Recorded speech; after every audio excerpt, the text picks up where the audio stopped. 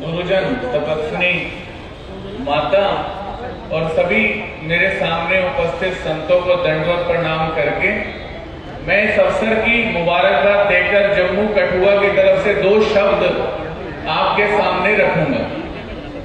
व्यासपीठ पे सभी साधु संतों के मध्य में आपको एक मूर्ति दिख रही होगी। तुम्ही इथे आएगा जे जे आपल्या प्रवचनामध्ये लगले ते 2 मिनिट इथे लक्ष द्यायचे आहे। इथे तर एक जयकारा लावू देवाच्या। नासिक भगवान श्री चक्रधर, नासिक की आवाज पहुंचनी चाहिए। आप व्यासपीठ में बिल्कुल मध्य में एक मूर्ति देख रहे होंगे। भगवान श्री चक्रधर स्वामी के मूर्ति के साथ एक सस्ता बैठा है। सस्ता मतलब खरगोश बैठा है। इसकी लीला कितने लोगों को ज्ञात है मुझे नहीं पता, और मेरा लक्ष्य साधु संतों पे कम, उपदेशी मंडली पे ज्यादा है। कारण जो ज्ञानी लोग हैं उन्हें मेरी चूक पर मुझे क्षमा करना है, लेकिन जो गृहस्थ आश्रमी है उन्होंने मेरी बात पे लक्ष्य देना। भगवान श्री चक्रधर स्वामी जी की जो मूर्ति आप पीछे देख रहे हैं, सस्ते के साथ पार ब्रह्म परमेश्वर श्री चक्रधर स्वामी ने जो पहला वचन बोला वो सालवर्टी क्षेत्र में बोला, आज से 800 वर्ष पूर्व। लेकिन संसार उक्ति क्या बोलती है? संसार उक्ति मतलब लोग क्या म्हणतात? माटी कहे कुमार से तू क्या रोने मोहे, एक दिन ऐसा आएगा मैं रो दूंगी तो है। लोग ऐसा मनता मतलब लोग ऐसा बोलते हैं कि संसार में आकर मृत्यु होगी, लेकिन हमारे भगवान श्री चक्रधर स्वामी सारवर्ती में ये जो मूर्ति में जो लीला देख रहे हो आप, सिर्फ मनुष्य जाति के लिए नहीं, साधारण एक प्राणी है, जीव है, जंतु है, पक्षी है, उसके निमित्त भगवान अपना मौन भंग करके, स्वामी को हम क्या कहते हैं? मौन्य देव। मौन्य देव भगवान श्री चक्रधर स्वामी अपना मौन भंग करके कह रहे हैं, एक शरण आलिया काई मरण से।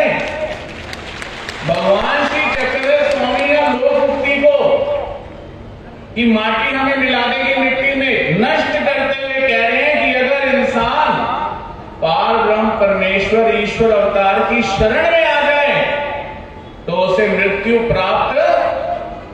लेकिन इसके बाद भगवान एक वचन पक्ष के माध्यम से बोल रहे हैं कि अनुसरलिया के जीने मरने से ईश्वर अधीन। अनुसरलिया के मतलब जो लोग पार ब्रह्म वचनों का अनुसरण,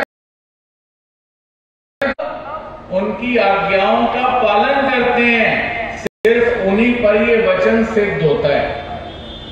अगर हमें पार ब्रह्म परमेश्वर से अपनी रक्षा करवानी है, हमें एक स्वामी का संदेश लेना है, तो भगवान के पहले वचन से लेना है। और वो आपने भूलना नहीं है कि हमारी शरण में आए कि कभी मृत्यु नहीं होगी, लेकिन एक शर्त है कि वो पार ब्रह्म परमेश्वर अवतार के वचनों पे चलने की कोशिश करेगा।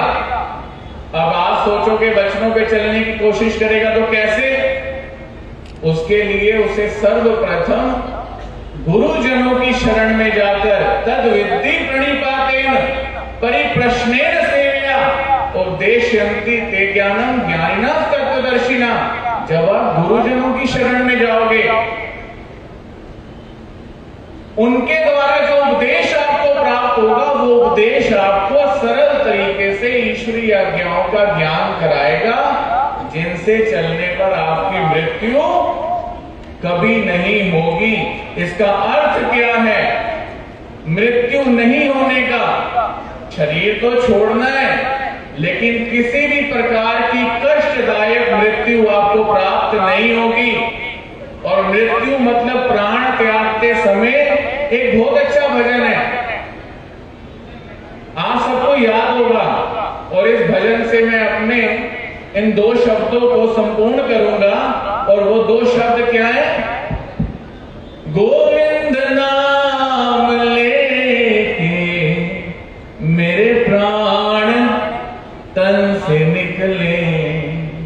अगर आप ऐसे भगवान का नाम सिमरण करते हुए प्राण त्यागना चाहते हैं तो उसके लिए एक ही उपाय है, और वो व्यासपीठ पर संयोजकों ने बड़े अच्छे तरीके से उस मूर्ति को रखा है। इस संदेश को आज प्रथम दिवस आपने अपने साथ लेके जाना है और याद रखना है कि किसी क्रिटिसिज्म में, किसी भेदभाव में नहीं पड़ना।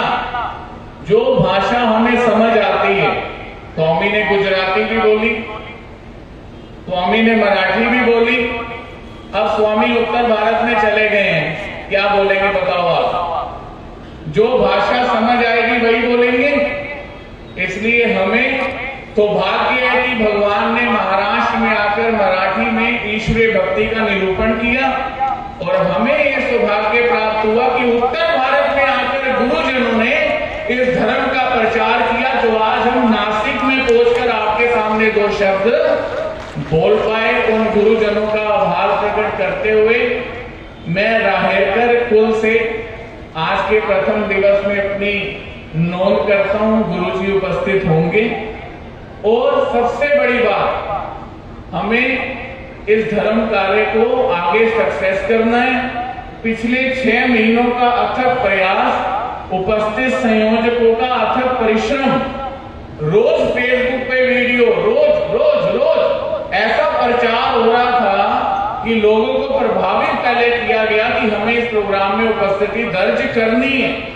तो नासिक इकट्ठा हो जाए, उत्तर भारत की जरूरत नहीं पड़ेगी, नासिक ही भर जाएगा पूरा।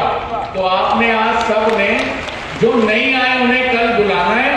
और मानवा पंथ के जो 6 उद्देश्य या 7 उद्देश्य, उनमें सबसे बड़ा उद्देश्य कि हमारे साधु संतों के लिए अंतिम भूमि प्राप्त हो। ये बहुत बड़ी बात है, क्योंकि जम्मू कश्मीर में अंतिम भूमि नहीं थी।